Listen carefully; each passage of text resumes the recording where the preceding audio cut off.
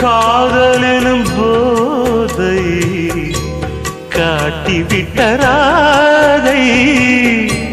கல்யாண நாளை தேடி